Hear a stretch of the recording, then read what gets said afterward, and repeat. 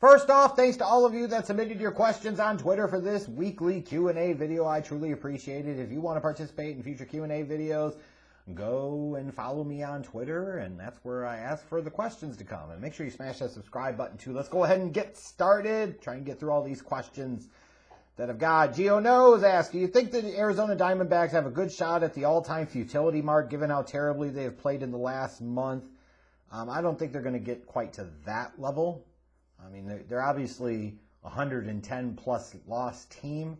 You start getting into the 120-plus loss conversation. I mean, they have an outside shot maybe, but I don't think so. What a random question to kick us off with, Gio. Thanks a lot. Braden Smith 14, do you think Joe Flacco will eventually get inducted into the Hall of Fame a similar way to how Kenny Stabler did? As in 30 years from now, you will have a really favorable view of him because he won a Super Bowl. No. No.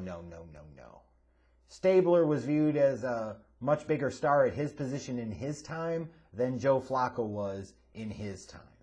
So no. Joe Flacco is going to be remembered as a Super Bowl champion, franchise guy for the Ravens for a decade. Maybe they retire his jersey someday. That seems about appropriate. And that's about where that shit ends. Absolutely not a Hall of Famer. And I don't see how that's ever going to happen. Rosario 24. Hey, Jeff, when are we going to get a 15 Reasons Why the NBA Sucks video? I'm sure I'll get in the mood someday to talk about 10 or 15 reasons why the NBA sucks. I'm just not in the mood at the moment, but I'm sure it'll come someday. Spenny P19.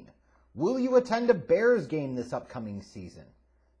I would highly doubt it. I'm certainly not going to travel to Soldier Field to go watch one. You know, that's quite a travel just to sit there and just to go watch a game. I mean, I'm looking at their schedule now. Like, I'm trying to find out, like week 1, for example, they're playing the Rams in LA. Like, let me look at the schedule and look at the games, and I'll see if there's anything that's even close by. Like, is there even anything close by? Because if there's not, then why would I? Yeah, it's a great question. We're going to find out here. All right, come on. Internet running slow as shit today, I swear to God. All right. So you got the Rams, Cincinnati, Cleveland, Detroit, Las Vegas. I'm not saying whether they're home or away at this point. I'm even trying to look at one that's... So their game against Baltimore is in Soldier Field, so that's a no. That would have been one potential option. Like, that's the only real viable option would have been if they played Baltimore in Baltimore, because that's about 3 hours away from me. So, yeah, very likely it'll be another year where I don't go and see a Bears game in person. And I'm okay with that. It's just me. Nsipel99. Jeff, what's going on with Scottie Pippen? Did he finally lose his mind? And then CM fucking Goof fouls up. What are your thoughts on Scottie Pippen now claiming Phil Jackson is a racist? A publicity stunt to sell his book or something else? I wanted to address both of these questions together. Scottie Pippen sometimes, it's like, he opens mouth and inserts foot. Now, I cannot speak to 100% certainty at all whether Phil Jackson is a racist of any kind. That would be something, technically, that Scottie Pippen would have a much greater understanding and much better knowledge about than I would. But certainly feels like if he was an outright racist, that you probably would have heard Michael Jordan say something. If he didn't him, like somebody like a Dennis Rodman might have said something, or somebody like a Shaq would have said something, a Kobe would have said something. And yet most all of those guys swear by him. Now, have there been things that Phil Jackson has said in the past that are questionable? Oh, yeah.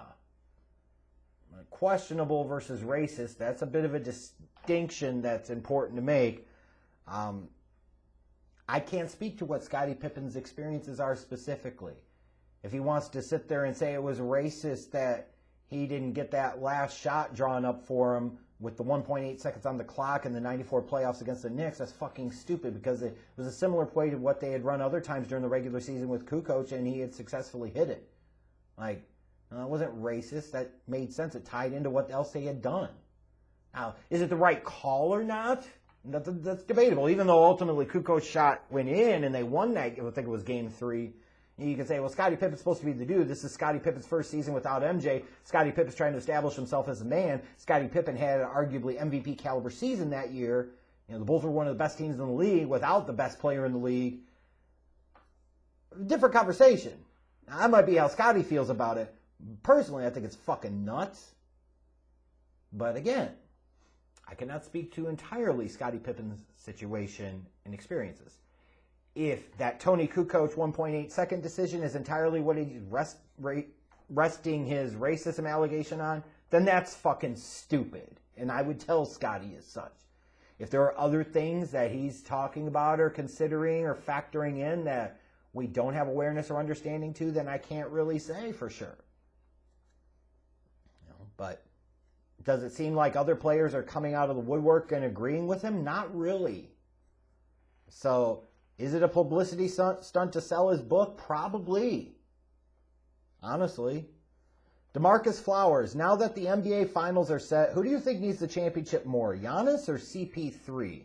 I think it's CP3, because Chris Paul's been in the league since 2005. Golly, really? 2005, yes. So 16 years, 17 seasons, whatever the hell it is. That's a long damn time. It was 16 calendar years, 2005. He's one of those best players to not win a ring type of thing. And obviously Giannis is too, but Giannis is still in his 20s. Chris Paul's on the wrong side of 35. This is perhaps his last chance, certainly his best chance. I think he absolutely needs the championship more than Giannis does. Dave 1G123_456. If you had 3 wishes right now, what would you wish for in life?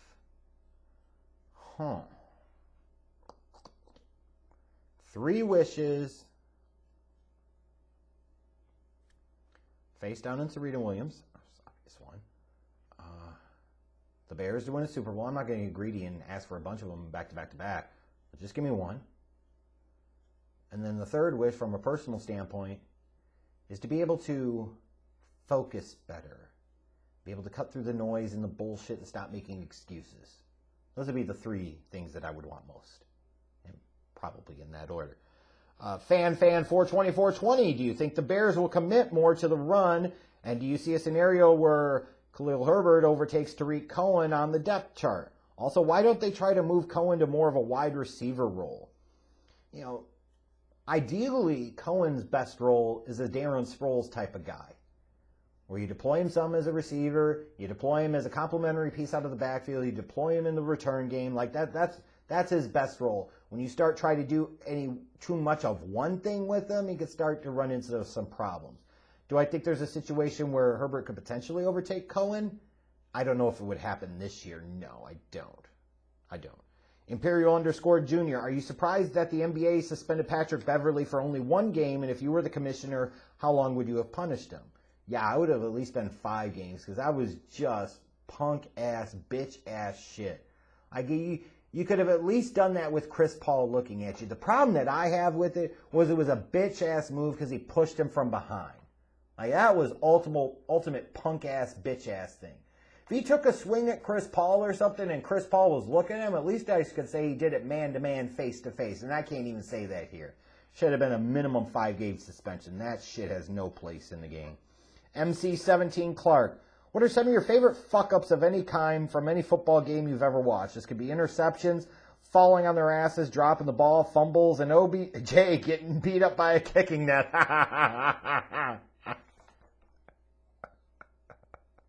That's one. The butt fumble is another one.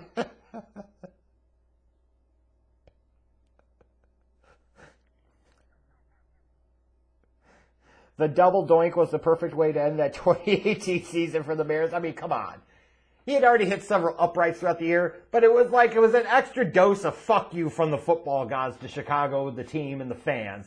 It's not just going to doink, it's going to double doink. Jameis Winston's 30-30 season. Leon led in the Thanksgiving game against the Dolphins. Just, you block the field goal, let it go. No, I'm going to be Leon. And this is after the Super Bowl where he's sitting there celebrating. BB comes and knocks the ball from his hand. Those are some of the ones that I could think of. Chase Lance. Oh, we're going to get serious here for a moment. Biggest mistakes for young men to avoid. Number one, either pull out, wrap it up, or sex can wait, just masturbate. Pick your option. That's one. That's a big one. What else, though? Getting too distracted by bullshit. Have your vision, have your dreams, have your aspirations, and everything in your life needs to go towards that. There's this weird transition period when you go from being a kid and in high school to now you've graduated, maybe you're going to college, whatever. But you start thinking about instant gratification. You're free. You can be an adult. You can party. You can do all this other crap. No. Get your money right. Again, get your money right. Avoid those distractions that don't help you get your money right. Avoid people that don't help you get your money right. That's friends, and that's especially in some cases family. Don't look to your family for approval or acceptance, because it doesn't matter at the end of the day.